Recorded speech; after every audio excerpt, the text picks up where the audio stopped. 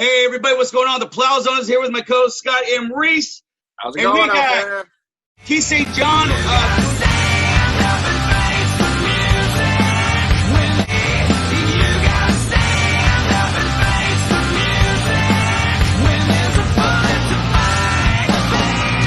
Doing a Zoom thing right now, man. He's got a bunch of things going on. He's always busy. The man is always busy, but he's got some things going on he wants to share with us, man. So let's start with the masks, man. So, hey, you started these masks for the coronavirus, correct?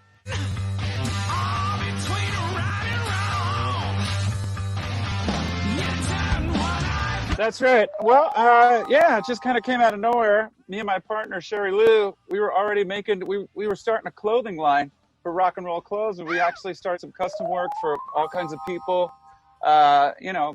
Brad Gillis and just all kinds of guys that I know that needed clothes. And so we had sewing machines around, we had material, we had stuff going on, and then this Corona thing hit, and we started thinking about ordering our own face masks, and we said, well, why don't we just make some? We got all this stuff. Let's make some. And they look kind of cool.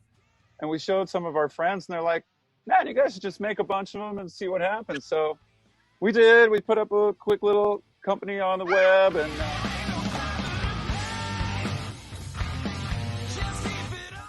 it's really easy. Just start a little thing on the social media and put up a website. We started rock and roll face masks. We got all these patterns. Actually, you know what? This is kind of what they look like. So they have these like elastic straps on the side here. I got the one that I was wearing, right? They're adjustable. You tie them. It's got a inner organic cotton lining for people who like organic cotton only on their face. The outer is 100% cotton as well. This pouch slips a little filter inside of it. Cool. You can order those rectangular kind of sort of clothy, papery filters. You get about 200 for about $10, and you stick them in here. And every time, then you're 100% protected. So if someone wants to get a hold of you and buy a mask, where do they go?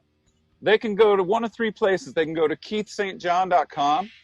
They can go to rockandrollfacemasks.com. Go to rockandroll, andfacemasks.com, or look up any of the above on Facebook, and they can find these. And there's a video that's a 1-minute video that'll show you everything about them really fast, and a really nice, easy ordering page, easy to order off of, easy communication. There's a ton of patterns, and you can find them online. Right here, man. Plowzone Radio Show mask, man.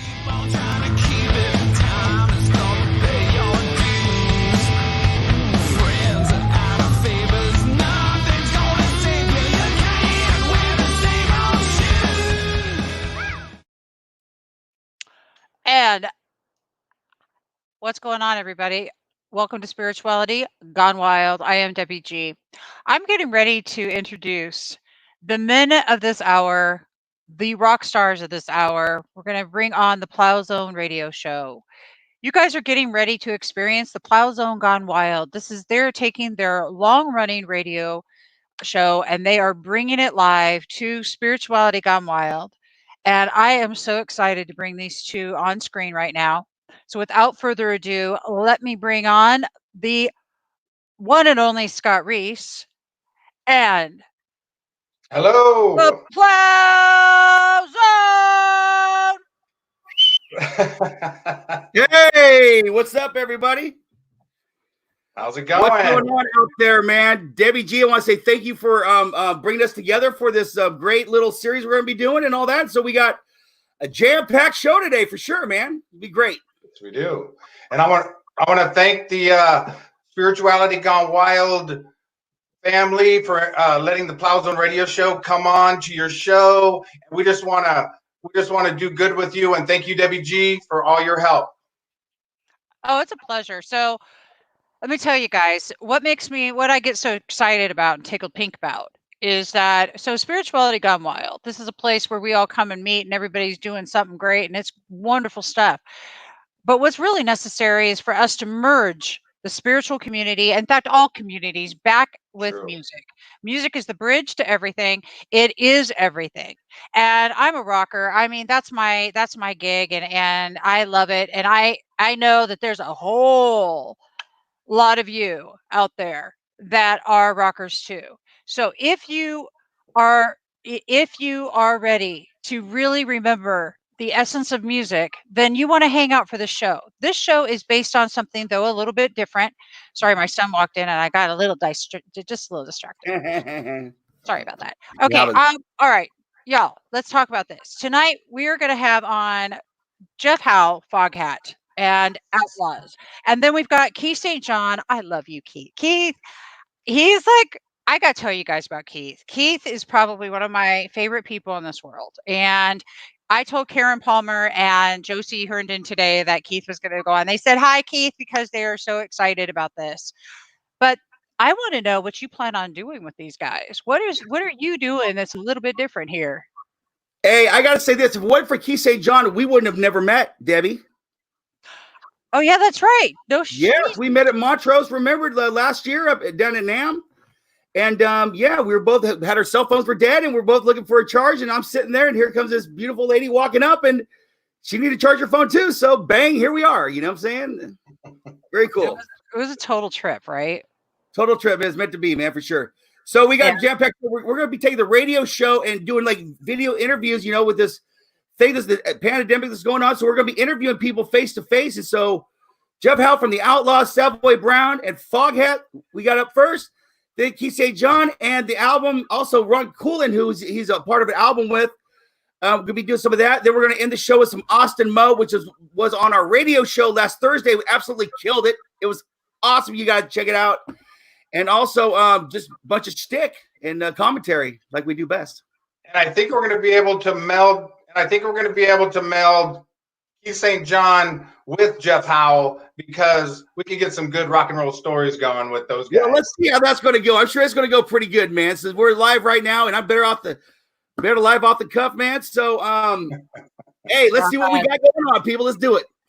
Let's do it. But let's start with you two right here, right now. Before we go any further. Well, listen, we meet at NAMM. I meet these two guys, all right? We're hanging out and we're taking videos. We're watching Keith jam, the Remembering Ronnie. Ronnie Montrose Remembered. Slamming it, right? And we're just having a good old time. And thank you, Keith, for putting together one of the baddest Ask NAMM shows that there are. And anyway, so then we start hanging out and talking all of this, and it was really cool. Like we have a lot of the same principles and values and things like that. And that is what this is about. It's about reaching the world with the message that remember who you are, and you're really okay with that.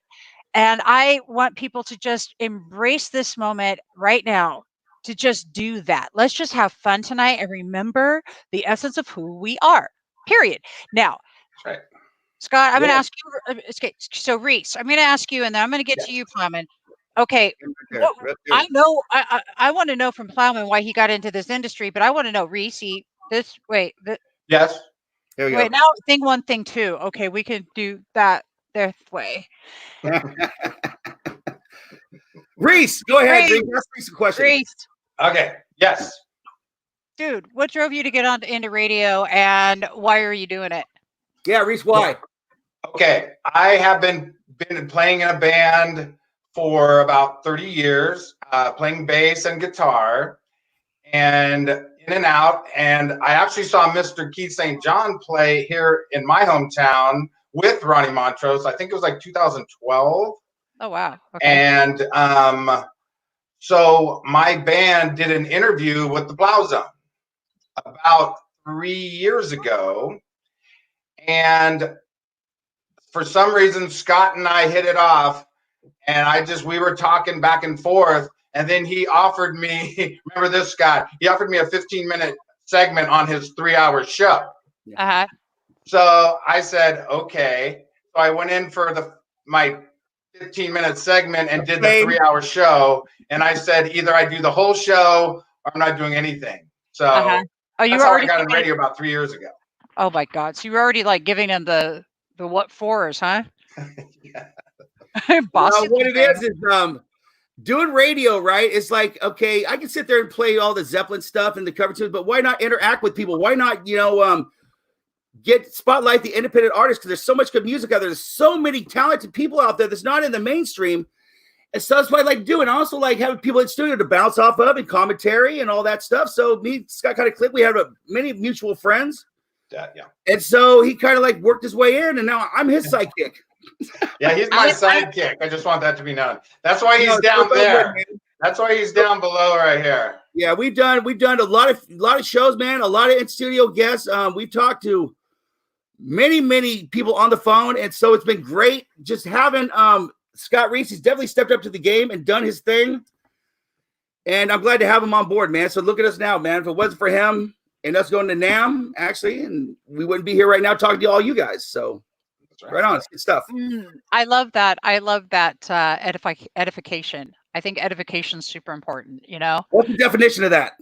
Well, it's just another fancy term of being in gratitude, my dear. That's all. 2 thumbs up, 2 plows up to Scott Reese for sure. 2 plows up, Scott Reese. You just got 2 plows up.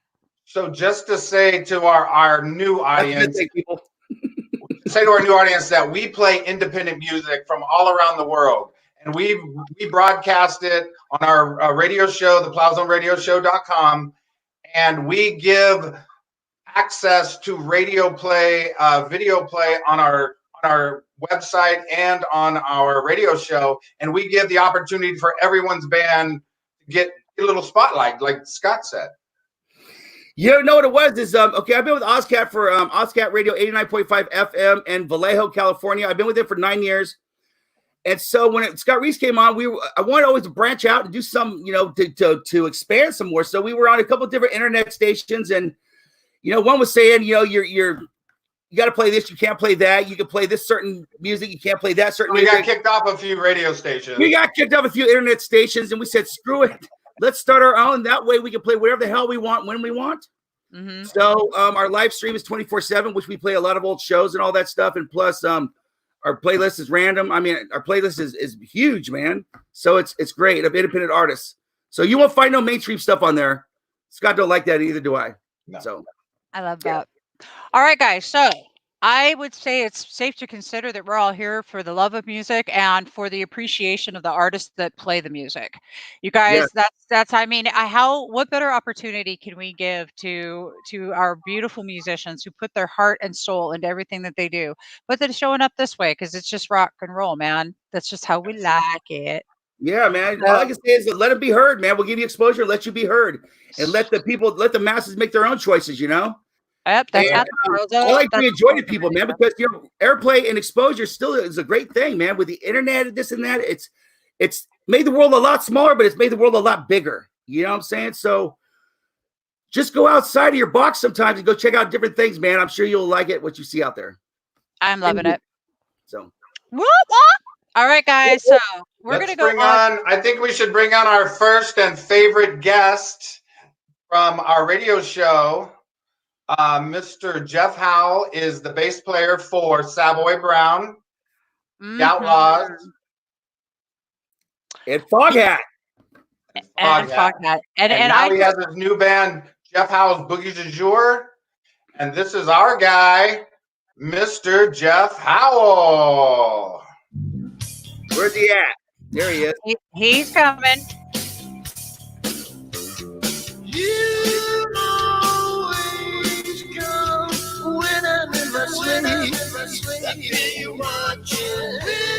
There he is.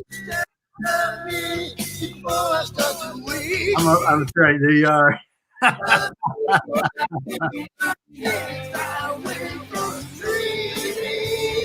That delay.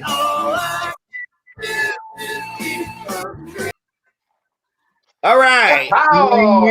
No delay here. I'm a little slow. I do hope that was playing the sound. It was. Yeah, it was a little delayed. Good. Well, Jiminy Crickets, Jeff Howell, welcome to Spirituality Gone Wild and to the first ever Plowzone Gone Wild live. Plowzone Gone Wild. What's up, Jeff Howell? I think some spirits found that video and made it go a little bit tweaky with the audio. There was some hocus pocus there. I don't know. I'm doing well, and it's good to see you guys. And I appreciate being here. Blessings and to Debbie for hosting, being the hostess with the mostest. Yeah. And You're jumping around right now a little bit too. what's that? You're a little spotty right there on your audio. I mean, your video a little bit. No, guys he's seem not. okay? No, it's Must good. be me then. My shit sucks. My computer sucks. So, anyways, go ahead, Jeff. Anyhow, I'm happy to be here. I'm happy to be anywhere. It's great to see Keith and talk with him and be, so this will be a fun hour, our own little power hour. Yes. Yeah.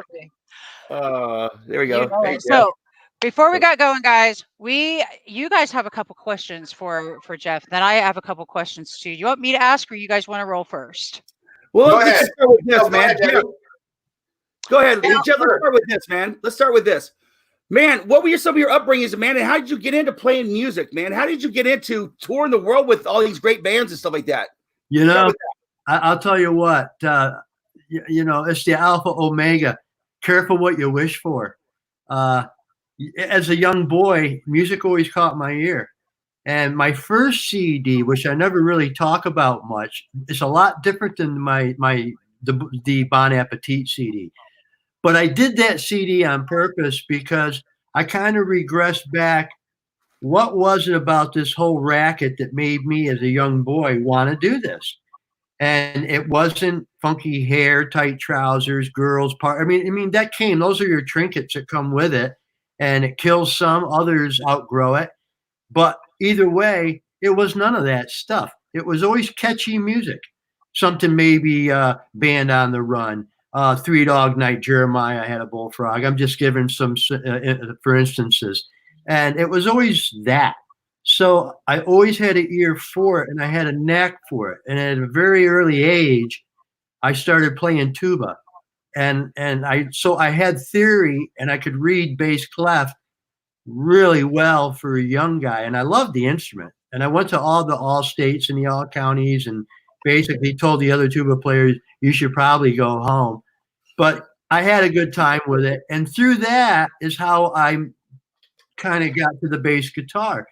But it's interesting because no one really grows up wanting to be a bass player. The bass kind of finds the player, if you will. So I'm a guitar player, a frustrated guitar player. I play the bass. I had all the pieces of the puzzle perking, and at 14, my family went boom, and there I was in a world that let you know just what it's about. And it's cold and it's cruel. So since I was 15, I've been playing in bars professionally to make a living. I have a birthday coming up at the end of this month, and I'm getting up there, and all right. So, but that's okay. I got to make it work, and we all do it. It's an involved trip. This gift of life, and just when I was with Hoghat, Roger and I would talk all the time. Plenty of time for rest when you're dead, Jeff. And it was, let's roll. All right, Jeff. All right, here's another question.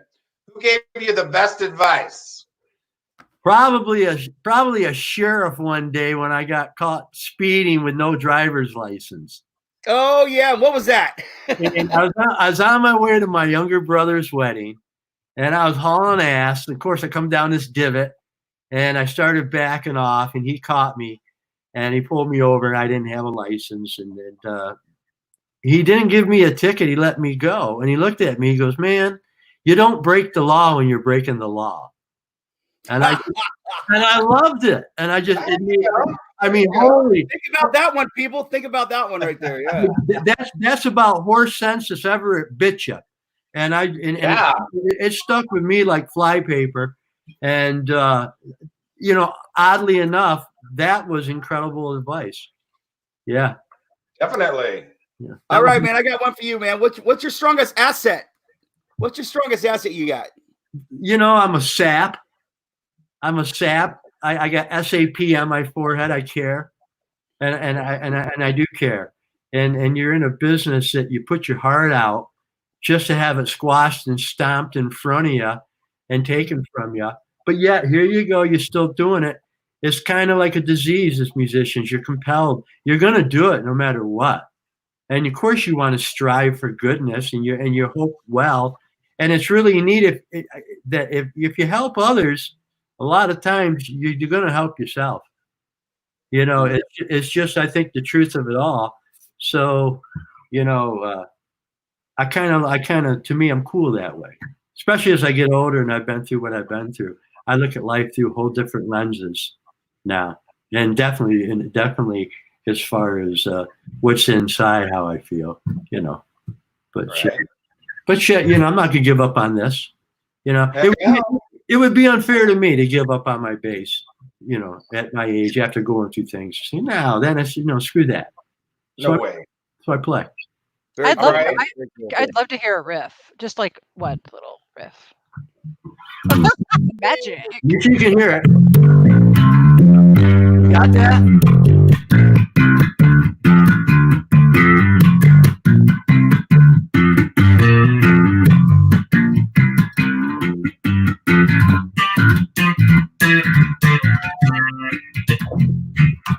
Well, what key you got there? Man, I don't know. I can't see anyways. Let's see here. Key of F. Key of F. Nice. That was awesome. You're in F. Okay. We'll get that. Hey, we'll get that the next episode for sure, man. For sure. That would be B flat for me if it's your F. I think so. No, it'd be my C. My C. Excuse me. Your F. Well, hey, Jeff. Hey, Jeff. Why don't you give us some? Just go off on the bass for a minute. Just do your thing, man. Do what you know. Well, it's really weird because being a school tuba player, I grew up classically trained and definitely, I was playing Beethoven, Egmont Overture and stuff. And then I started playing it on the bass. So at a very early age, I was a prog rock freak. I was playing Tarkus. People go, what's Tarkus? I go, it's 5/4. And they go, what's that? I go, I got to go eat lunch. I was 2 years old. And I was blessed to have it. And at that age, you want to feel your oats. But the whole time as I'm learning to play rock, I had that 70s Earth, Wind, and Fire.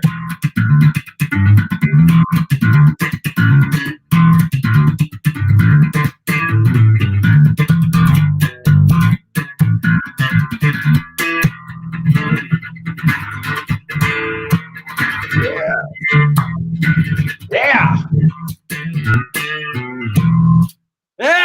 Woo! Yeah. Rock on. All right. Woo. Man, Scott, I think it's time for you to give him a question. All right, Debbie G, it's your turn. You guys were talking in our little green room, so go ahead and hit Jeff with a good question, please. Absolutely. So, Jeff, talk to me about the process of tapping into your own spiritual oneness, or whatever you choose to call it, when you're actually creating your music. What is that experience like for you?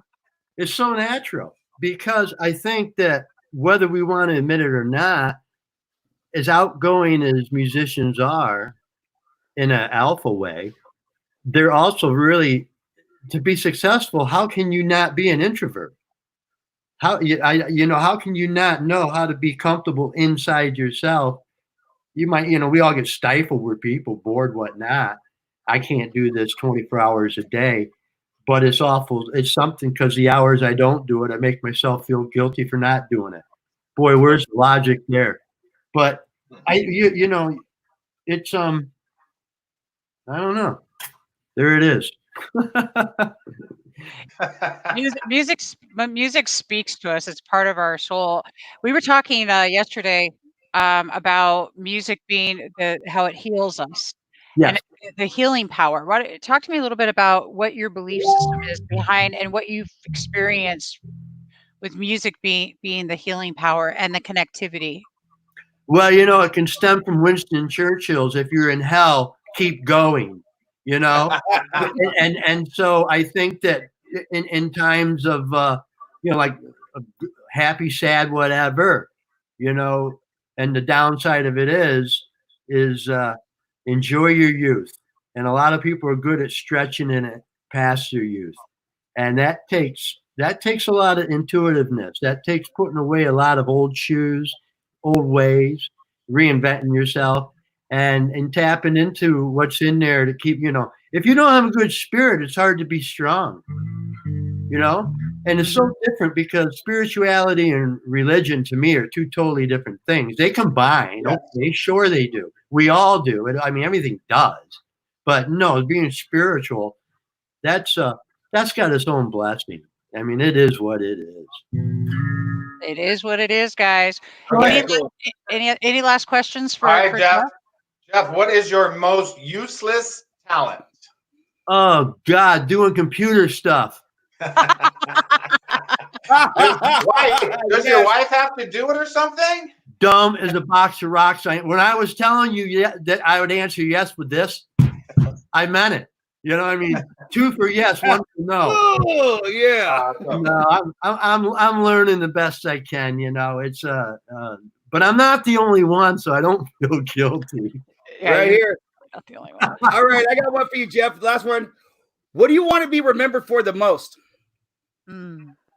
Oh man, that's tough. That's a tough one. Just well, that's how we roll, man. It's once again when you're younger, it's like boy, you want to proud as a peacock. As you get older, it's just like you did no harm, you did your bit, you did good, and maybe you passed on some encouragement to somebody else. That's right, man. It brings joy and inspire people, man. Like Debbie G inspires me, man. Scott Reese inspires me. Like Haley O'Ryan inspires me. You inspire me, man. And you know what? Here's another thing: is new music keeps the soul alive, man. Keeps the soul going, man. Hearing new music. Well, you guys are great for playing my music, Keith's music, anyone's music, known or not known. It's just salutations. That's right, man. Jeff Howell, man. How do they get a hold of you, man? Right there's your logo. I mean That's it. You go www.jeffhowell.org. And with my current Boogie du Jour, there's a lot of, it's neat. Once again, my wife designed that website in 2004, and we've just maintained it, and it's always updated, whatnot.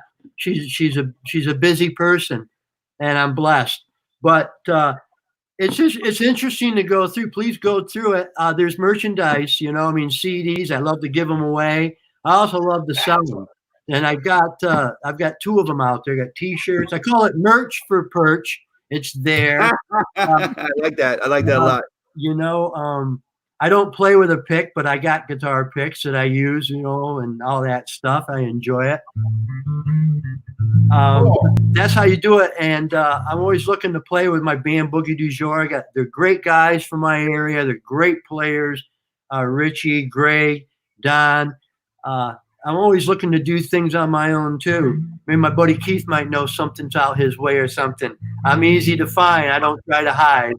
I want to give a shout out to our buddy Steve DeLamo Savage, man, that I hooked you guys up together, man. You guys got a lot in common, man. He's a good friend of mine. I have the best conversations with Steve. It's like I've known him my whole life. It's just, we went to different schools together.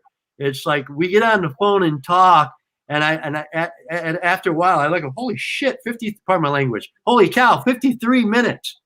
Yeah. So we find things to talk about. Yeah, Savage for sure, man. And he's a good friend of mine. And I'm glad you guys hooked up, man, for sure. Yeah, he is dynamite, no doubt. Well, I see a future jam session coming out. I see a future little thing going on here, with you guys, man, with music and all that. Yeah. Well, I have strong connections in Lake Tahoe, and I lived there for years too. And that's just a stone's throw, South Shore. That's just a stone's throw from you guys when you live in New York. All right, man. All right, hey, Jeff Howell, right there, Jeff Howell. Give it up for him. Why don't we bring on Keith St. John? And those two can have some conversations about places and they played together and people that they know. Mm-hmm. How would you like to do that? Come on in. Come on in, Keith. He's coming. He is coming on in, guys. You want to bring him in on his own time, like you did me, and then bring me back in? That would be. I'm just trying to think what was the right protocol. Yeah. Why don't we do that? I think that's is that cool with you guys? Yeah. All right. Well, I'll just bring you back into the green room. Bye, Jeff, for a minute. We'll bring you back, Jeff. All right. So he's back in the green room. and we've got Keith backstage. I'm going to tell you guys what. So, I queued it up, right? Keith, I can't wait to bring Keith on. And Keith is a joy and a really good, he's just a good guy. Let's just see if this will. Crave the darkness, yeah. Wanna rock you, baby.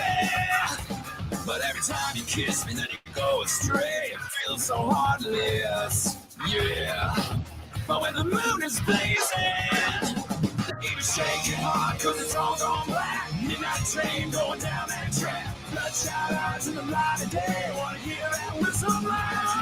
Shaking hard, coming home in time. Put it in, take another flight. Midnight train running down that track. Train, she keeps on rolling.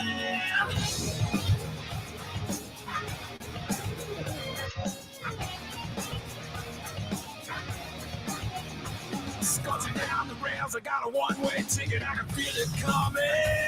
Yeah. Yeah. Yeah. Yeah. Welcome to Keith St. John. Good morning, boys and girl. What's happening? Welcome to the Plowzone Gone Wild. With all these great, can you hear me okay? Oh, yeah. Absolutely. Cool. All these great intros. I don't know if I could never live up to all that praise you're giving me, man. I'm so, I'm humbled. Yeah, what's happening? You've definitely done your thing, Keith. You've been around the world. You play with the best of the best, and you still are, for that fact. And yeah, man, thanks for coming on the Plowzone. We've talked before and all that, and you got your rock and roll face mask going on, and you had you did an album with Ron Coolen out of Amsterdam, which is badassery. That's right. And so you keep on prospering, or say, keep on moving forward, man, which is very cool, and I gotta give you props for that, for sure. Well, double plows up, man. That's what we. I'm an Aries, fire sign. That's what we do. We keep moving forward. That's all we do, man. We keep plowing. Yeah, keep on plowing. That's right, man. But Ron Coolen's Rise record is getting some great attention, even during the COVID-19 onset. So many positive reviews and people paying attention to it. I'm really glad and happy and proud to be a part of it. He's a great guy and a good artist. I gotta say this. When I did a Zoom interview with him a couple weeks ago, whatever, I checked out his stuff. He sent me into it, and you guys did a couple songs about the Paradise Fire, the campfire. And that's right. One is called Ashes to Ashes. The other one's called Paradise. And I was really taken back by just how emotional, how deep the songs were. And him all the way from Amsterdam to come to, then you put your lyrics to it and whatever, how that came about. It was just really amazing. And it really it really humbled me hearing that, because I was there 3 days after it started doing some relief stuff at the Chico Elks Lodge. Shout out to the Chico Elks Lodge up there. And so, but all in all, a very good album and very good remembrance of the Paradise Campfire, for sure. I got to say that. Yeah, absolutely. I was surprised by that too. And that's one of the things that really attracted me to Ron as an artist right off the bat.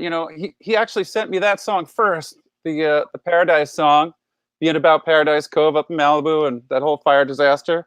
And I didn't immediately get it when I went through the song a couple times. And then I had to ask him, because I was like, you didn't write this about, the Paradise fires and stuff. And he said, yeah. And on that particular song, we kept the chorus, and, I tuned up the lyrics on the verse and the rest of the song. And we kind of just put our heads together on that.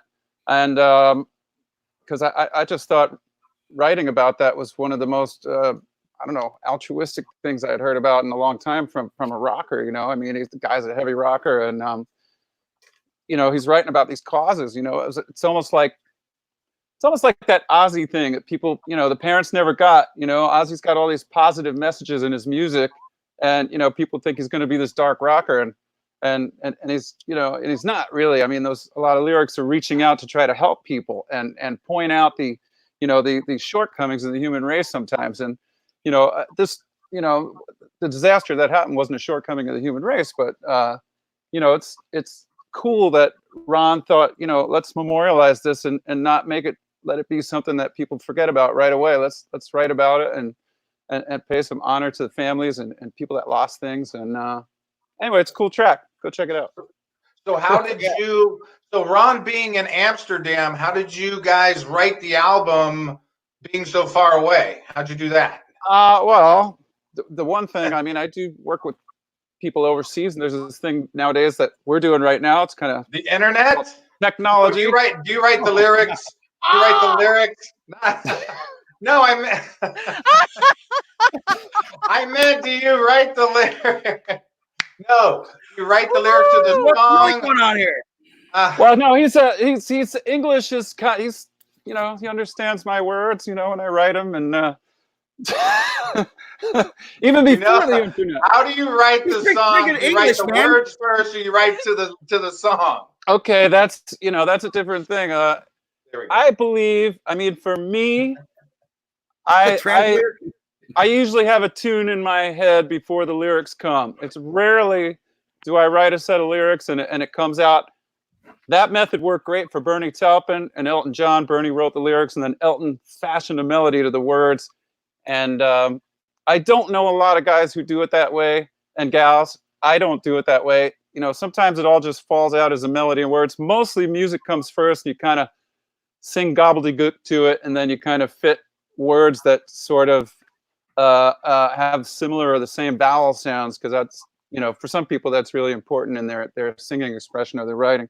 And I think Paul McCartney and the Beatles guys in general kind of said that's how they like to do things. Anyway, I don't know if I answered your question, but we're all still sitting here, so I must have been all right. Okay. That was actually, I thought that was great. Go ahead. Oh, I was going to say, so to kind of answer your original question, I met Ron over in Holland at a Burning Rain show with my longest running songwriting partner, Doug Aldrich, in the band Burning Rain.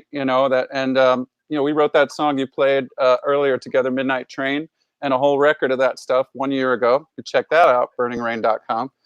But he and I, Doug and I, were doing an acoustic tour, just the two of us with two acoustic guitars around Europe about a year ago. And that's where I met Ron Coolen, because he was a Burning Rain fan. He was a Keith fan. He said he always loved my singing, and he came down. And he didn't propose anything to me that day that he came and saw us, but he got in touch pretty quickly after that and asked me if I'd be interested in doing some work. And I said, well, send it. And, if I think it works for my voice, check it out. So now we're here. Check it out. And I'm over here trying to spell it right. Did I do it? What's that? Burning Grain. Yes. There we go. Burning Grain. Burning Grain. Yeah. Burning Rain. There we go. They have now affectionately called themselves Brainers at Monsters of Rock. Brainers, like, okay. The Brainers are here. I don't know if I don't know how to take that, but you just want to roll with it, man. If the fans like to call themselves Brainers, then they're running the ship. No. That's pretty good. Hey, do you guys? We have Keith. We have a few minutes of a segment with Ron Coolen that we want to play really quick. Oh, killer! Yeah. You ready for that? Yeah. All right, guys. Man. Yeah, hit it. Absolutely. Let's check this out, everybody.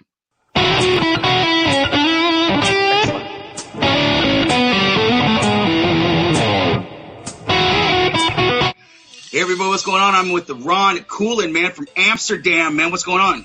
Hey, Red. Hi, guys. How are you doing? Pretty good. And so we just want to talk to you about your album Rise, man, that you did live with Keith St. John, man. Why don't you tell us about how you got into doing this album?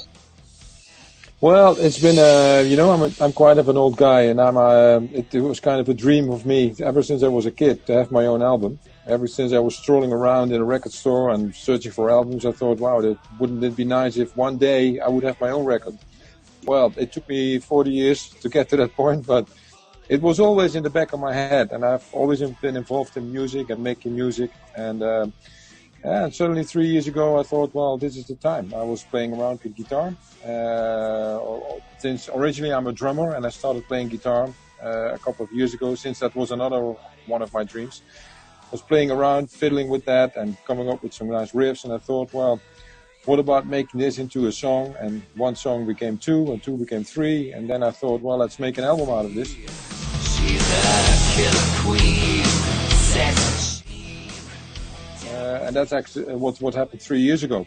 And then from there it evaluated. It became bigger and bigger and bigger. And the original idea was not by far not at the size that it has become now. So actually it's a 3-year project. And I'm finally glad I was able to give birth to this. Yeah, right on. So you got some pretty heavy hitters on this, man. Why don't you give us a rundown of some of the artists that are on this album? Yeah, I think the one with most contributions and one with major contributions is Keith, the one you mentioned. St. John, yes,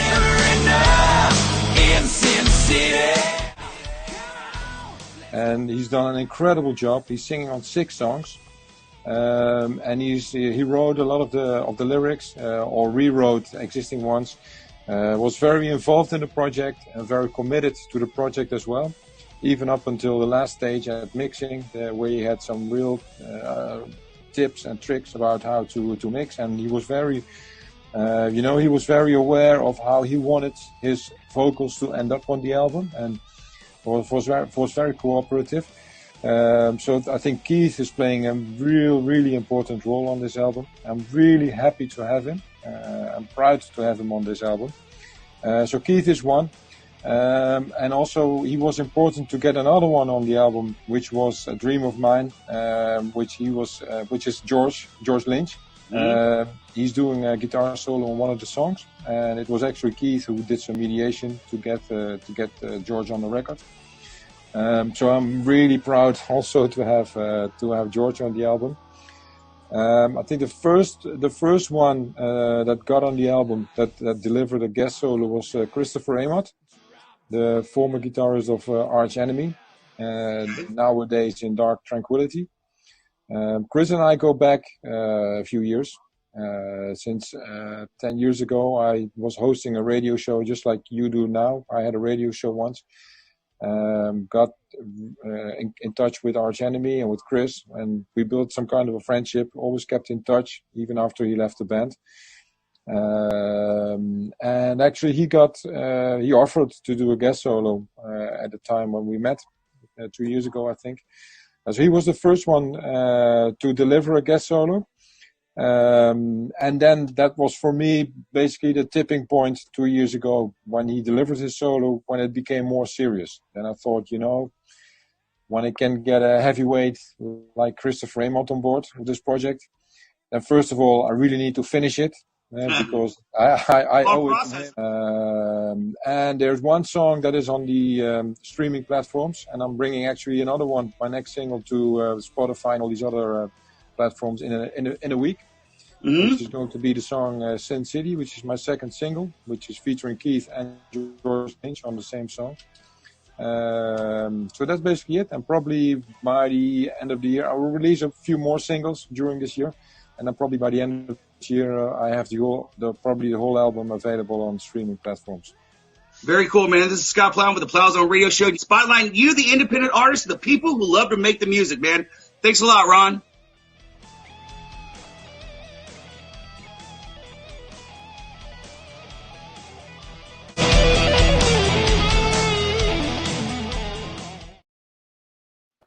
Woo! Hey, yeah, That was cool. Absolutely brilliant. Keith, excellent. I'm like excited right now about this. Go check that Rise album out. Rise. All right. That's right. Sin City just came out. He just released Sin City with your good friend there, George Lynch, on that one. Yeah. Played guitar on that. Yeah, Georgie is smoking as always. Oh, Yeah. Debbie, you want to comment on that? George Lynch. Okay, yeah. Well, so I yeah. think George is one of like the best guitar players ever. I mean, I literally am obsessive about George because I love George. What are you pointing at me for? Let's go, girl, go. Go.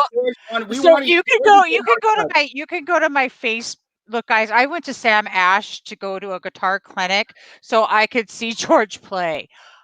I've met George a few times. It's not that I haven't. I literally appreciate the man's music beyond measure. And if you go to my Facebook profile, you'll actually find an entire album on George because I look like a stalker now. Oh my God, where you can see all the.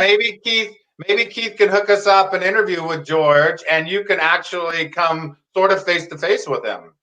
interviewing George would be cool because when you get like into it and look at like the different things in music he's done, like with his dojo school where he was teaching kids, and then also when you get into all the work he's done with the indigenous people and all of these other things, plus the badass rock and roll that he's put out with Keith. I actually saw Keith when he was part of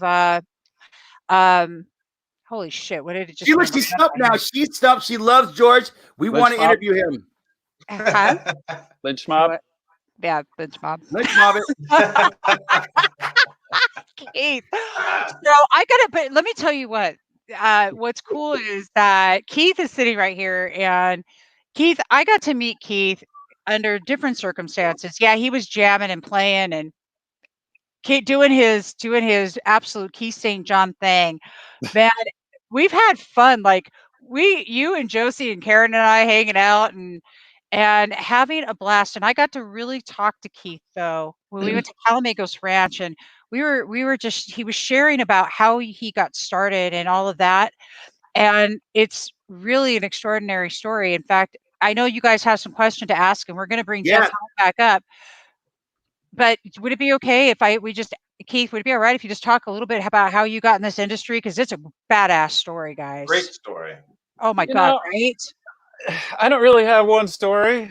For me, and I always say this, I mean, all of life is a big spiritual kind of just journey, and it's a curious journey for me, and things are just happening. And I think in a way, and that's the best way I know to say it, I think in a way, the best way for an artist to stay an artist is to stay curious and to stay, humbly and objectively curious for what's tomorrow and what's the day after that. No matter how well you're doing, or no matter what you might be on the downside of, if you feel, something has dealt you a bad hand in life, I think if you could just let that all go, let all the worldly things go, and kind of be curious about what's going on with you in the next moment.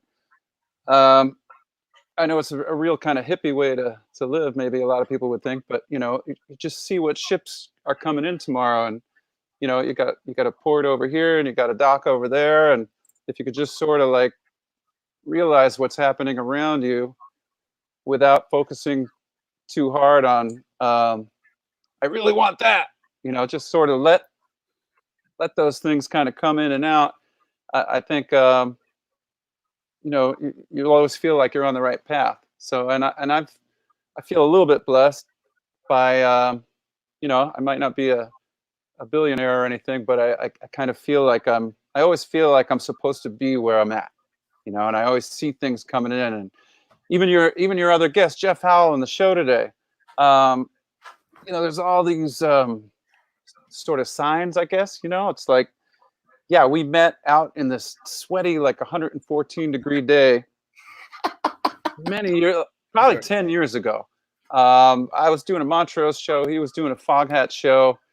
It was one of those days, it was so hot that Ronnie actually sat down on the drum riser during the show. He was so hot. And I didn't even wait for the guitar solo. Like after the first verse, during the chorus, I went and got a big bus boy tray of ice and brought it out and just dumped it on the stage and wrapped, wet towels on him because I was afraid he was going to have heat exhaustion. He was sitting down and it was a funky day. And that's the day I met Jeff the first time. And we happened to strike up a conversation.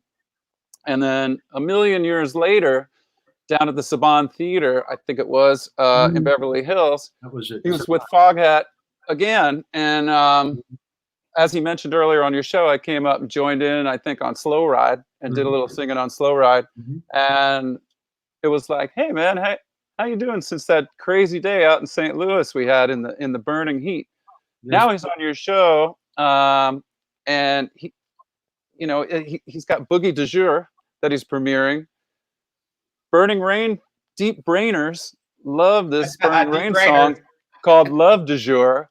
And I'm like, how many people put du jour in the title of a song or an album? That's kind of weird, right?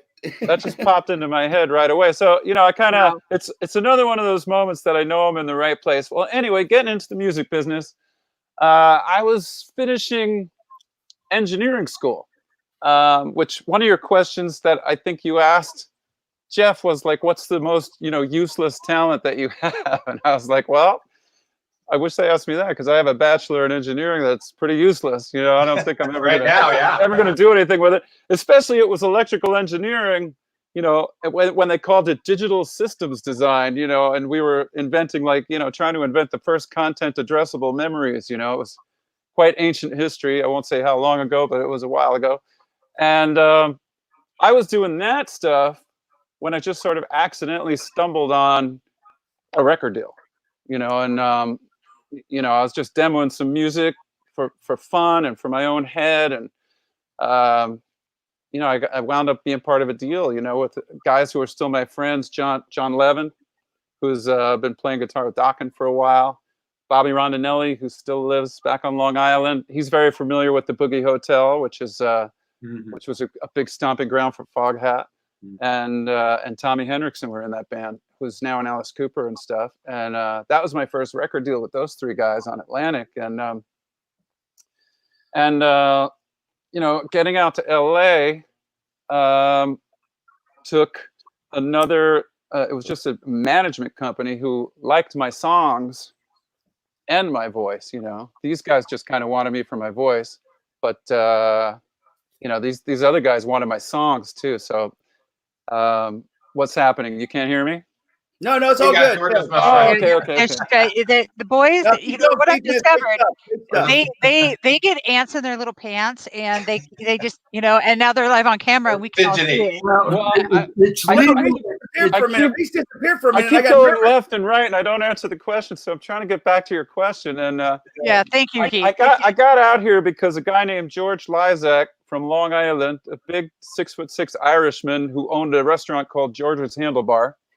And consequently, he had a giant handlebar mustache and actually hung around the Boogie Hotel quite a lot himself. They all have he told me, gave me a piece of advice, man. And he just said, like they say back east, he said, you're driving a Cadillac right now and it looks good and it's real expensive. He said, but that old beat up Chevy might get you where you want to go.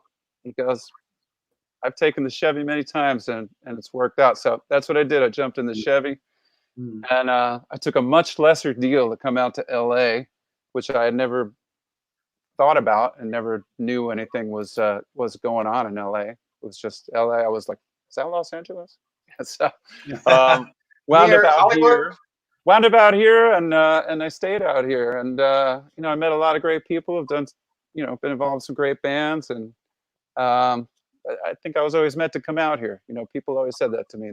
What year was that, Keith? What year did you come out to California? Oh, that was, last year, man. Yeah.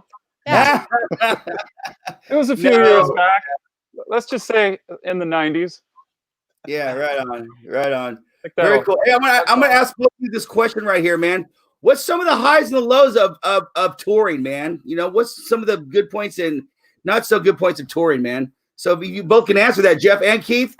You want to go first, Jeff, or? Well, quickly, to me, it's idle time. It's not good. Typically, musicians in hotel rooms, a bad mix. So it's sleep and get. So, I would spend a lot of times at the festival just having a flipping day like a person. I wasn't into doing Schnitzel Fest till 5 a.m, and sleeping the day away. But I certainly know those that did and were, and some are not here any longer. Around. The point is, I would make a day of it. I didn't want to just sit on my ass, So I'd get up, hang with road crews. Every now and then, some places have a little round ball. That's why I met Keith the first day. It's just they were like a forever sound check. I'm fine with it. What the hell am I going to do? Sit in a hotel and go nuts? So I would get out and just try to have just a day, and ironically, the day that we met and did that show was a birthday of mine. And we went out that evening because their drummer they had, Mick Brown, right? Was that Wild Mick. Yeah. He knew some of the Foghat crew, and they all came out, and we went upstairs to this little VIP room in this real busy little barbecue blues place that was just way too jammed. And then they took us. It was a nice time. So Were those the guys that did they roll cigars and cognac and all that kind of stuff? yeah, Was that those guys? Okay, I remember that. yeah, that was a fun night. See, these are fun little perks, it's after the show, and what are you going to do? Hurt yourself? And of course you are. But how do you do it? So that was a fun little evening that evening. I remember it well. Yeah, I remember it better now that you started talking about it. To expound a little bit on Jeff's answer, I would say the obvious answer that any touring musician will tell you is the work is not being on stage. That's not the work at all. The work is getting there. It's getting to the if it's a fly out, you got two airports, one to leave, one to get there, another one to get home, and another one to land at to get home. Ground transportation, shaking another set of hands with a bunch of people you don't know. You might be in the mood to meet people, keep smiley face going. You might not be. Of course, singers have a bone to pick with everybody because we can't do anything. If I got to sing 13 shows in a row, I basically cannot speak at all during the day if I'm going to make it to that last gig and, still have a good, strong voice. For me, some guys, I don't know. Some guys, I think they're Scottish. They could just keep on drinking and partying and never stop and just, sing like Bon Scott. And it just, or Dan Cafferty. Those guys, they're lucky, they're blessed. But for me, and I think probably a good lot of the other singers, we don't have it quite as, we don't have quite as much freedom as the other guys. I think we got to, just kind of crawl into the coffin on the bus and just come out like right for sound check. They check, and that's it. So for me, all that downtime and that, I got used to it, and I do my own thing. I write lyrics or poetry or read a book or do something, do texting, not talking. But yeah, I mean, that's the downside. I got one more too. Do you guys have a ritual before you go on stage? Do you do something to prepare yourself every show? Like say you do on a regular basis before every show? Well, we in Kingdom Come, the Kingdom Come band, which is all the original members minus Lenny Wolf and plus me, we do a ritual every time. JB Frank, the bass player, he's a very spiritual guy, and he brings the Tibetan bowl with him and the mallet. And before we go on, we pray and we bring in all the archangels, Metatron, and Gabriel and Michael and everybody else. And that's cool. We all hum and try to hit those what do they call them? Sympathetic, notes with each other in different harmonies, and we go out every single time. And you know what? It's a cool thing to do. It levels the playing floor, and I like the fact that this band does that and actually gets the heart together for a moment of quiet right before we go out. Very cool. Jeff, what about you, man? You have a ritual stage? Well, different bands would do different things. Foghat was always clowning around, getting circles, and everybody scratch each other's paws, and then they turn around back and do it. So there was always a bit of Monty. Always some Monty Python with that band, and then. It's so weird how I albatross. And then my time in the Outlaws was like you took Blazing Saddles and slammed it together with some other Southern Western and a Cool Hand Luke. And that was the lifestyle of the Outlaws. So it was just, oh my God, did I survive another day? It was God bless it. I mean it respectfully, but a whole different world. Savoy Brown, it was when we went to Europe, how they were treated. I remember telling Kim Simmons, why do you play in the States? So different bands had different ways of preparing. Myself, I just clear my head. Try to get rid of, I just kind of need to be alone for a few minutes, kind of, stake off the cobwebs. And I'm pretty energetic. And then to me, it's aerobic time. Get out there and do it. Get mud on the boots. Yep. You just go into just autopilot. Yep. When you get on stage, do you think about it before and then afterward you're just done? No, don't think about it because that's the enemy. Then you'll start guessing. To me, it's all gut instinct. And when I teach kids, I kind of always teach myself. So I constantly can not get complacent. If I believe that, you got to know what you're doing. That's the analytical brain, but it's the primal brain, your gut. what you feel when you close your eyes, and that's the spirit. That's where it's at. And that's when I was down south, the old brother men would tell me it's the soul shine. So when I would live in Macon, Georgia, and I'm hanging out with the Allman Brothers people and Chuck Leavell from the Stones, and that was their whole. That's where the soup was for those guys. That's where it started, and I was living there. We just kind of kept, and took in what they said and listened to them and learned. It's just soul shine. So it's the gut to me. It was just getting my head clear and then going out there and being real. Yeah. Very cool. Very cool, man. I tell you what, man, it's an honor, a privilege, and a pleasure to be able to talk to you guys on this, man, for sure. This is Back at you, man. So, I love this when we're talking about Tibetan bowls and archangels, and actually Keith and Josie and Karen and I all hung out, and they were channeling angels, and then Keith and I were having these really cool talks about spirituality, and Keith, can you just share your thoughts on your connection with spirituality? Oh, geez, I mean, there's so many you already have parts to that whole, there's so Right. many aspects, and really, we all have little scientists inside of us, and what I mean is, seeing is believing. We all want to see something in this life and be convinced that this is really what's going on in this, spiritual world, or whether you believe in, the Mojo Man or God or whoever, and whatever your thing is or not. A lot of people are searching all their lives and, have philosophical conversations with each other. And I think maybe the artist types do a little bit more of that, because I don't know, maybe we just have that downtime between shows to do it. But,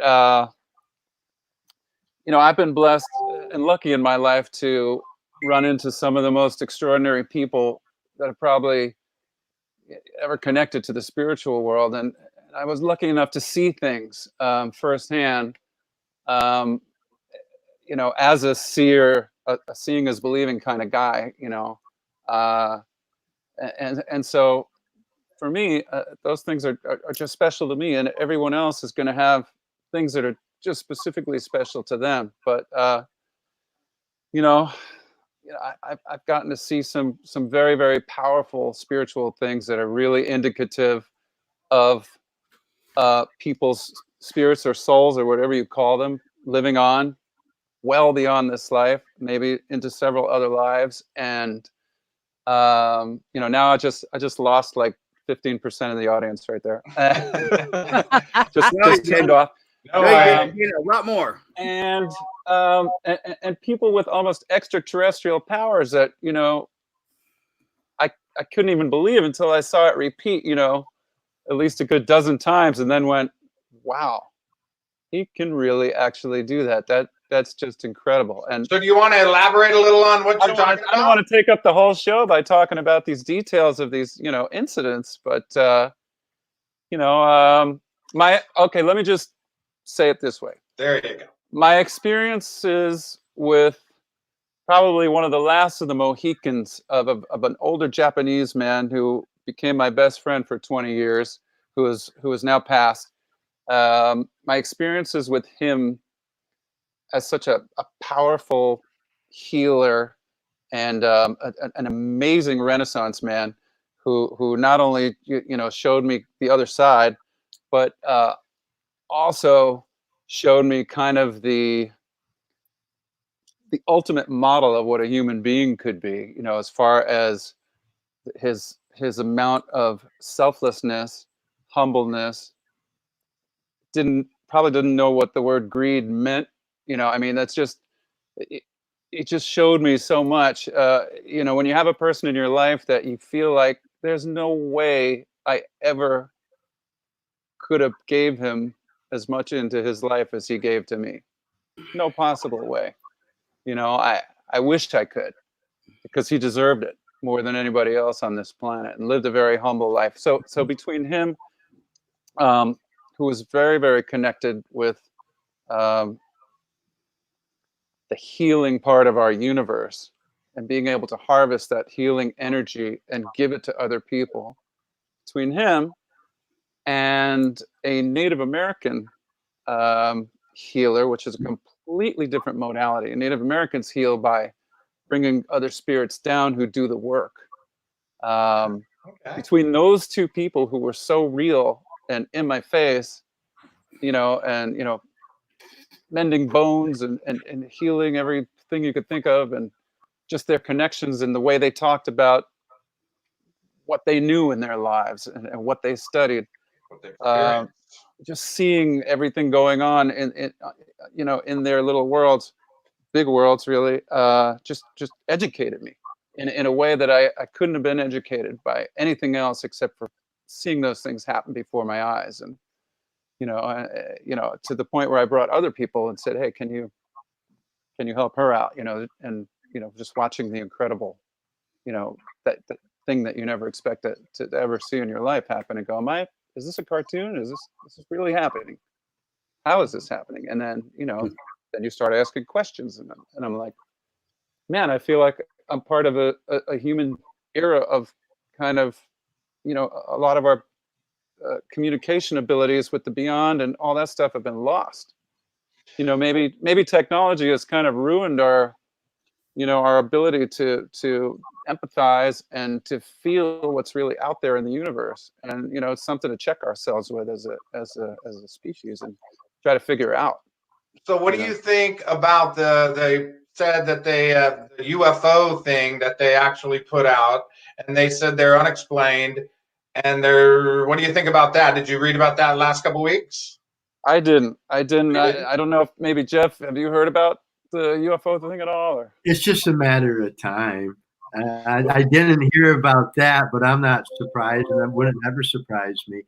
And check it out. They basically said they don't know what this is. It's unexplained. The Navy put it out, and they said they're basically unidentified flying objects going way faster and doing things that our planes couldn't do ever. So they put it out. Maybe during the pandemic, everybody just kind of missed that part. Why not? I didn't see it. So. Oh no. I'm gonna say this, people. I'm gonna say this: never assume, because when you assume something, most of the time you're wrong. I mean, you're nowhere close to the truth.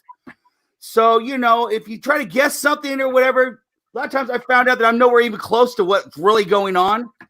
So it's like Bigfoot. Bigfoot, prove it. You know what I'm saying? Show me. And I'm a firm believer in live life, just don't exist, and live life to the fullest and try to enjoy it and bring joy to other people. And Scott, do you think that the universe is infinite?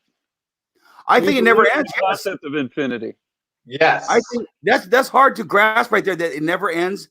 But I think we're just a science project or something in a shoebox. I don't know. It's just we are nothing in this universe. We're just a speck, and we are so delicate right now. I mean, our life is so delicate. So let's don't take that for granted, people.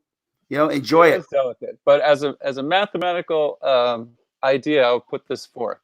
Okay. If the universe were to be infinite, right, then in fact, not only would there have to be life, there'd have to be an infinite amount of other planets with life, and there would have to be there would have to be an infinite amount of exact duplicates of this planet. Mm-hmm.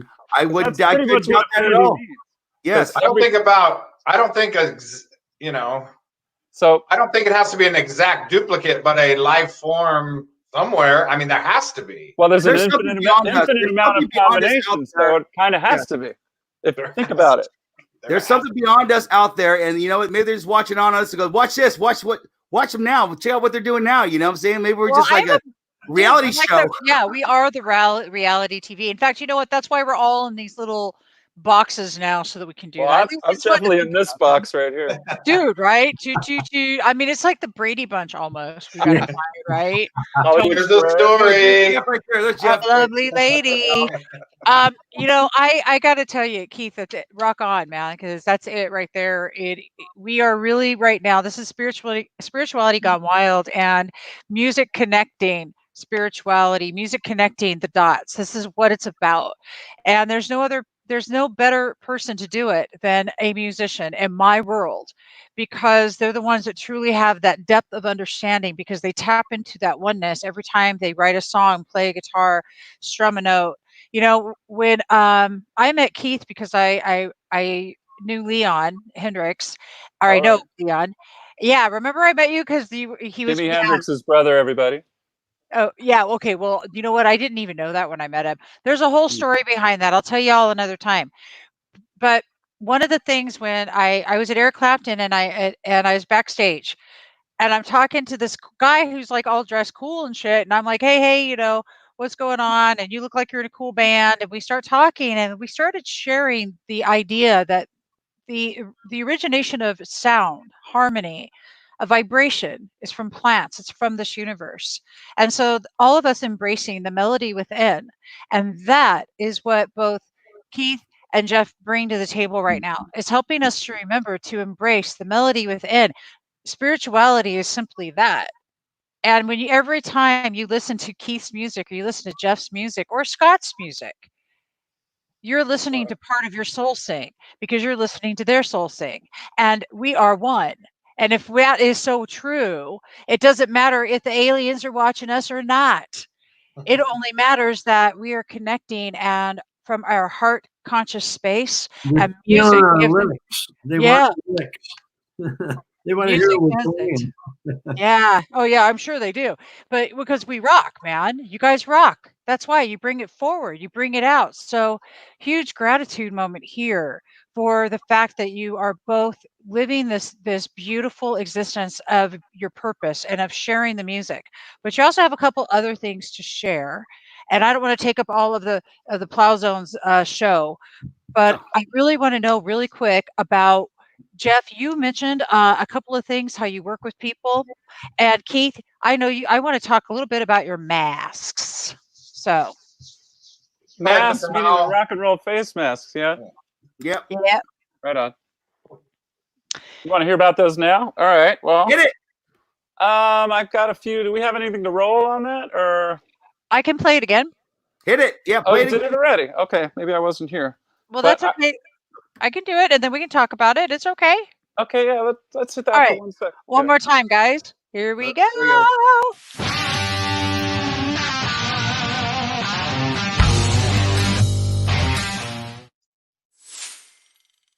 Hey, everybody, what's going on? The Plowzone is here with my co-host, Scott M. Reese. How's it And we going out got there? Keith St. John.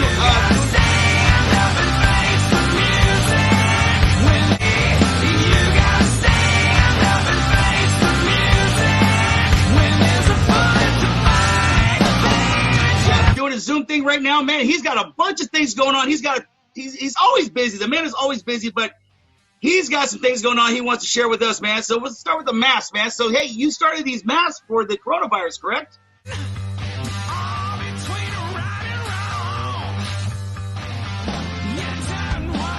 That's right. Well, yeah, it just kind of came out of nowhere. Me and my partner, Sherry Lou, we were already we were starting a clothing line for rock and roll clothes, and we actually started some custom work for all kinds of people. You know, Brad Gillis and just all kinds of guys that I know that needed clothes. And so we had sewing machines around, we had material, we had stuff going on, and then this Corona thing hit, and we started thinking about ordering our own face masks, and we said, well, why don't we just make some? You know, we got all this stuff. Let's make some. And they look kind of cool. And we showed some of our friends, and they're like, man, you guys should just make a bunch of them and see what happens. So we did. We put up a quick little company on the web. And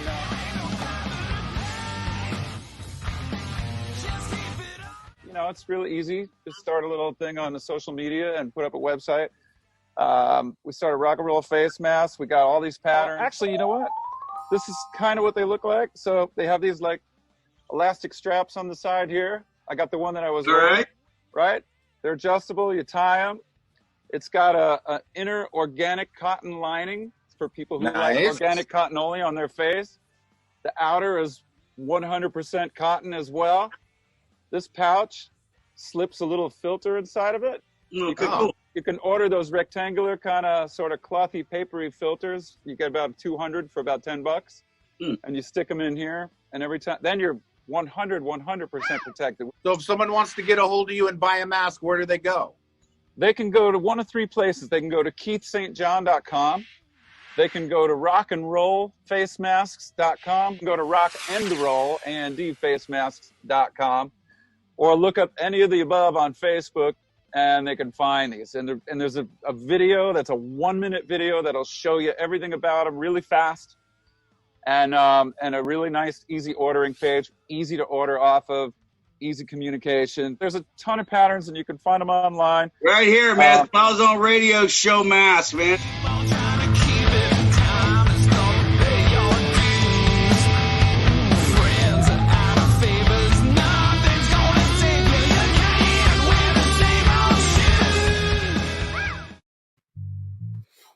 Yeah. All right, man. All right. Great stuff, man. So how's business been, Keith? How's business been for the masks? Pretty good? We're not hearing Keith. Did it unplug, Keith? Keith, go ahead there, Jeff. How about hearing some Jeff Howe? Well, yeah, I'm here. No, his mask is really smart. It's pretty cool, too, you know. It's unique. You know, it's making lemonade out of a lemon. This Corona thing, you got me? No, we got you. Okay. This whole Corona thing is a lemon. And so it's like anything. You got to, what are you going to do with it? Piss and moan? Yeah, you got to make lemonade. So it's pretty cool what he did. It's really innovative. I give kudos to him, and that's really cool. Hey, Jeff, we're gonna have to go off on that bass for us one more time, man. Go off on that bass guitar right there for us. Come on, what we got? Come on,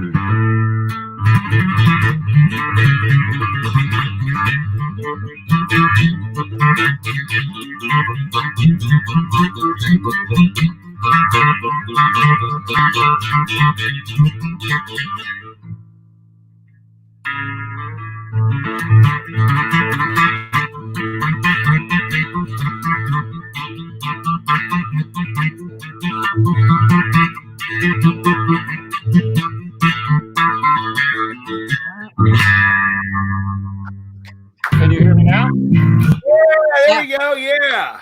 All right. Can I hear you? Can you guys hear me yet? We got you. Yes. You got me now? Oh my God, buddy. Technology. Yeah, that's awesome, Jeff. Oh, I'm having a good time. That's really cool, man. Well, you know, Jeff Howe. We could write some songs. We could write some songs right now. Oh, I'd Right have now, man. I'd have a Hey, great time. Go for it. I'm waiting. Go ahead. going wild in the plow zone. What's up? All right. Keith and I talked. He was doing something with Rudy at that time. I don't know much what he would know, but I got to hang with Rudy with Roger's band. They did a lot of Blue Oyster Cult shows. They were in those bands, and Rudy spent quite a bit of time. And we flew and hung together, and he was gracious, and he was really complimentary about my playing. You know, the same with I got to hang with Leland Sklar for 3 months, and Leland said, you know, when you have these kind of guys giving you kudos, I drink beer with John Entwistle. Leland introduced me to Tim Bogart. You know, I mean, you know, Keith and I meant to say this earlier, you know, I mean, he's true to form. And I think the honesty shows through. You know, you can only bullshit them for so long. It isn't going to carry you down the road. And I think we stand on the shoulders of great men. And that's what we do. Is we didn't write the book on this stuff, but it sure caught our ear and lit us on fire. And it's interesting, you know, he goes through life and hearing how he things come to him and come and go and stuff. It's just interesting, you know. It's all the transom, the law of attractions, whatever you call it, and rolling with it. You have some control, but holy cow, you really don't. So definitely tuning into a positive wave is a place that you'll find me hanging. It just might be a little loud. Well, spirituality has gone wild now, Jeff. It's totally gone wild. Yes. Answer Scott's Lost question. control, Debbie. What happened? Back to the face mask thing just for 1 second. So we made a model of mask that we focused on all these health aspects of it and safety aspects that I think a lot of the people that started making them weren't exactly, you know, fully going that way yet. You know, we do, like, you know, we don't we don't want anything on anyone's skin except organic cotton. So we have an inner lining that are all 100% organic cotton. And, you know, even the outer is 100% cotton of some sort. And we made them so that there's a sleeve, like you saw in the video, that you could, you know, you could put an extra filter in and stuff, and specific stuff around the, you know, the outside that keeps it sealed so germs can't get in. So I think for that reason, over 40% of our business is repeat business right now, all the time. It's all people that have come back, that have bought, and then once they've experienced these masks, they, you know, they must buy them as gifts, or they want some more for other family members or whatnot. And it's been kind of amazing. It's been kind of wild. And this morning, I actually got a call from the Montrose Rock Cruise people, and another guy who represents a whole bunch of bands, you know, including Lynch Mob and other folks, that asked if we could possibly start, you know, getting them some masks and making them some stuff with band logos the way we do them. So we'll see what happens with that. And you know, it's still growing. Here's a couple of the latest deals over here. We got these guitar ones that are up there now. People wanted much more colorful guitar masks, so. Well, I gotta say this, man. I think it would be a limited edition Plowzone Gone Wild mask with Debbie G and all that. There should be. That'd be very cool. So cool. Yes, you know, anything people down the road be collectors items for sure. And skulls. Yes. There you go. Oh yeah, there'll be collector items. You know it. Yeah. Okay, so you guys are gonna have to make like band merch. What you got to do is, Keith, go ahead, and every band can just hire you to make their own masks with their own stuff. You know. There you go. That's logical. They're gonna you were patent it. You know, maybe. You know, I mean, here the problem with our company is I don't think we want to compromise what has to be handmade. Like everything we do is completely hand sewed in a really clean environment, and there's only so much mass production we could do. Yeah. And keep it the way we want it. So we may do some of that, but you know, it'll be limited, and I don't want us to burn out on saying, oh, okay, well, we have to make 800 of these. Same exact thing. Yeah, you got a week to make 800 start to of become them. that, you know. So I don't know if, you know, that's either any of our dreams, you know, mine or my partners, and but you know, maybe we'll see. Hi, Sherry. Some time on the sewing machine, right? You've been spending some time doing those things, huh? Definitely. Yeah. Well, I was actually getting an education on that last year already before this all happened. So, you know, it's a good timing. Good timing. I love that. Well, very cool, man. All right, man. Want to say thank you for everybody, man, tonight for tuning in and all that. And man, you guys want to say anything before we go, everybody? I had a great time. We are ordering our mask right now. Oh my God, I'm laughing. I love this. Hey, Jeff, really quick. Well, how can people also reach out to work with you and do some of the private work that you do? I'm easy to. Like I said, I laugh. I go. I'm easy to find. I don't try to hide. You know, it's social world. So you go to www.mynamejeff JEFFHOWELL like Gilligan's Island.org. And you can find me there, email me there. Everything to do with my latest project. I'm always looking for other things to do. Right now, we're all just kind of doing what we're doing, and it's terrible. And but you know, here we are. This has been a wonderful evening. It's been a great spending the evening. I've really come up to the West Coast. We're going to definitely have a jam session. You'll be on the Plowzone Radio Show, and I think we should take a tour up to the vault of the Greg Golden's place. Yes. Well, that's just it. We're looking to drive out to Tahoe to visit our son, who's still out there, and spend some time. And I see ya. I certainly want to take Route 50 down to the Sac area. That's right. Hey, I definitely want to shake your hand, my friend, man. All right, Jeff, man. Let me know if you go up there, Jeff. I just got some friends invited me to go up to Tahoe for a bit. They're just, you know, they have a beautiful chalet up there, and they're just, you know, in isolation up there. I certainly will.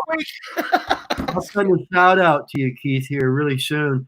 But I'm looking at when we go out there that I get away from Tahoe for a bit to go down in the Sac and possibly jam. Maybe we'll have some music pre-set up where we all just do a show, one-off, and just have a damn good time, mix and meet. That's how I met you guys. Is I was invited up to the Boston area to do the same thing.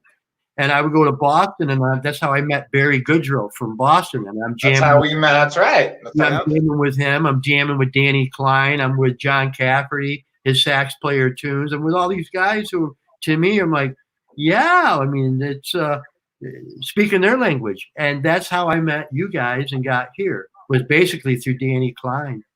Gary Haggerty. Gary Haggerty. Yes. From Jig Owl's band for sure. But he was affiliated with them. Yeah. But yes. Hey, so I think we're gonna end the show with this, man. We got Austin Moe, who was on the show last week, man. And I think, Jeff, when you come here, man, you definitely got to jam with this kid. He's 22 years old, and he just killed it last week on our radio show. And so I just want to say thank you guys for coming in. Thank you, everybody, for coming in. The Plowzone show, radio show, spotlights independent artists, the people who love to make the music. And this brings us joy, and I hope it brings people joy being able to talk to you guys like this, man. And I want to say thank you from the bottom of my heart. It's a privilege and a pleasure to talk to you guys tonight. I had a great time. Thank you. Blessings. Be safe, man. Thanks for having me, guys. We have next week's show, and we have Mr. Brad Lang's going to be on next week. So I think Keith knows Mr. Keith St. John knows Brad Lang. Yeah, that's right. Remember A Burning Rain on that song you guys just played. That's right. That very rock. cool. And check out the Plowzone Radio Show. Check out Spirituality Gone Wild. Check out Rock and Roll Face Mask. Check out Boogie de Jour. God bless you. And if you want to be on the Plowzone Show, get a hold of us, man, because we like to interview and talk to people like you and get your story and play your music, man, for sure. And PlowzoneRadioShow.com. Hit us up. Put your music in. Go get plowed. Go get plowed. Get plowed. Double plowed, baby. If you guys have watched this tonight, you have been like 1, 2, 3, 4. What's 5 plowed? That means a hell of a good time. Okay, a lot of lube. All right, so everybody check out Spirituality Gone Wild in the morning at 9 a.m. As always, for Compassionate Talk with Love Coach Academy, along with all of the other fabulous stuff that's coming tomorrow, like Drama to Norma with Josie Herndon at 7 o'clock. And tomorrow night's gonna rock. Let's all watch Austin. And everybody will just stay right here, and we'll be off the air in about 2 minutes, and then we will close. Then we'll be ready to let you go. All right, hit it.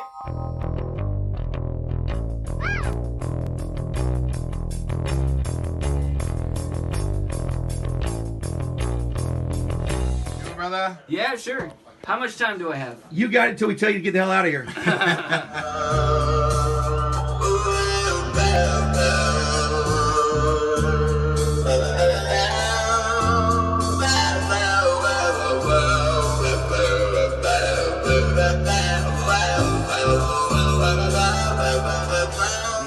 Track, he's got his pedal. Why don't you give us a little rundown again about what your pedal's all about? So the pedal that is going to be featured in this tune is called a talk box, dialed as close to Frampton as I can because I'm a geekhead like that. You're a Frampton geekhead? Oh yeah. Okay. Yeah. And then I have a John Petrucci wah pedal, followed by a 335Q Crybaby into a wireless Shure guitar. And he's going to hit them all right now. He's going to go through it. Yeah. And he has no shoes on. He's going to go. And then so many people have reached out. I mean, I've had, he's a Gibson Flying V came into his life at 12 years old, and for my great buddy Mike, and from then it's taken on a life of its own. Our neighbors hate us. Most of our animals are deaf. Because he practices really, really loud, but we love it. And the people in the industry that have been so kind to us.